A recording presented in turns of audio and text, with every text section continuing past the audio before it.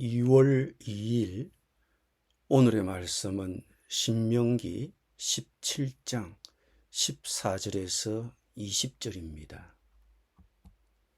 내가 내 하나님 여호와께서 내게 주시는 땅에 이르러 그 땅을 차지하고 거주할 때에 만일 우리도 우리 주위의 모든 민족들 같이 우리 위에 왕을 세워야겠다는 생각이 나거든 반드시 내 하나님 여호와께서 택하신 자를 내 위에 왕으로 세울 것이며 내 위에 왕을 세우려면 내 형제 중에서 한 사람을 할 것이요 내 형제 아닌 타국인을 내 위에 세우지 말 것이며 그는 병마를 많이 두지 말 것이요 병마를 많이 얻으려고 그 백성을 애굽으로 돌아가게 하지 말 것이니 이는 여호와께서 너희에게 이르시기를 너희가 이 이후에는 그 길로 다시 돌아가지 말 것이라 하셨음이며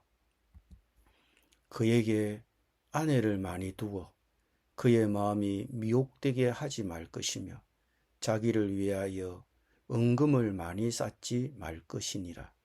그가 왕위에 오르거든 이 율법서의 등사본을 레위 사람 제사장 앞에서 책에 기록하여 평생에 자기 옆에 두고 읽어 그의 하나님 여호와 경외하기를 배우며 이 율법의 모든 말과 이 규례를 지켜 행할 것이라.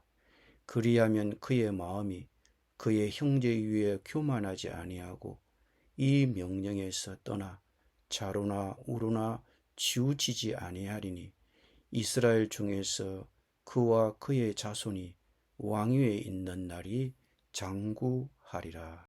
아멘.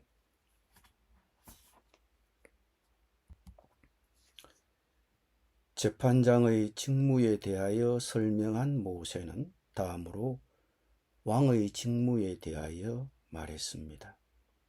모세는 이스라엘 백성들이 다른 나라들처럼 왕을 원할 것을 예견했습니다. 이것은 실제로 이스라엘 역사에서 조만간 이루어지게 됩니다. 신명기는 하나님을 이스라엘의 왕으로 여깁니다. 왕을 세우는 것은 하나님의 생각이 아닙니다. 하나님의 뜻도 하나님의 계획도 아닙니다. 이것은 기드온과 요담의 우화를 통해서도 명백하게 표현됩니다. 사무엘상 8장에 의하면 하나님은 이스라엘이 왕을 세워달라고 요청하는 것은 자신이 왕이라는 것을 이스라엘이 거부하는 것이라고 분명히 말씀하셨습니다. 그러므로 인간의 왕권을 하나님이 제정하신 것이라기보다는 그것을 허용하신 것처럼 보입니다. 그러면 왕은 어떤 자격을 갖추어야 합니까? 먼저 열방의 왕과는 전혀 다릅니다. 반드시 하나님 여호와께서 택하신 자를 왕으로 세워야 합니다. 자기 힘으로 되는 것도 아닙니다.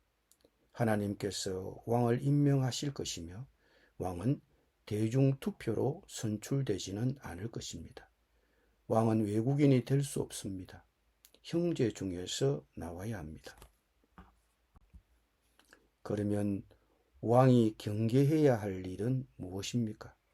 부나 군대나 많은 아내를 얻기 위해 자신의 지위를 남용해서는 안 됩니다. 병마를 많이 두지 말아야 합니다. 아내를 많이 두지 말아야 합니다.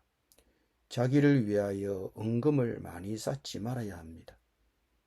신명기의 이 대목을 읽으면 우리는 자연스럽게 솔로몬 왕을 떠올리게 됩니다. 이 대목이 하나님에 대하여 불신실해진 이후의 솔로몬의 모습과 매우 유사하기 때문입니다. 우리는 그것을 열왕기상 10장 26절부터 11장 8절에서 확인할 수 있습니다. 솔로몬에게 불을 쌓아준 아라비아 통치자가 서바의 여왕 한 사람만이 아니었습니다. 솔로몬은 아라비아의 왕들로부터 황금을 받았습니다. 그가 통치한 기간 중에 이스라엘에는 황금이 흔했습니다. 또 솔로몬은 말들과 전차들을 수입했으며 그 중 전차 중 일부는 수출하고 자신이 사용하기 위해 축적했습니다. 이러한 그의 삶의 양식은 신명기의 왕의 규정들을 그가 무시하고 있다는 것을 보여줍니다. 이것은 신명기의 오늘의 말씀에 비추어 볼 때 그에게 크나큰 경종을 울리고 있는 것입니다. 그러나 이것도 이야기의 절반에 불과합니다. 열왕기의 저자는 솔로몬이 바로의 딸 외에도 많은 아내를 두었다는 사실을 드러냅니다. 이건 역시 신명기의 금지 사항입니다. 솔로몬 통치 말기에 그와 결혼한 이방 아내들이 자신들의 토속신을 숭배할 산당들을 지으면서 여호와에 대한 솔로몬의 헌신은 점점 흐려져 갔습니다. 솔로몬은 신명기의 경고에 주의하지 않았고 그의 행동은 몰락으로 이어졌습니다. 솔로몬은 자기에게 유익한 것을 전부 가졌습니다. 그러나 그의 마음은 하나님에게서 멀어지고 돌아섰습니다.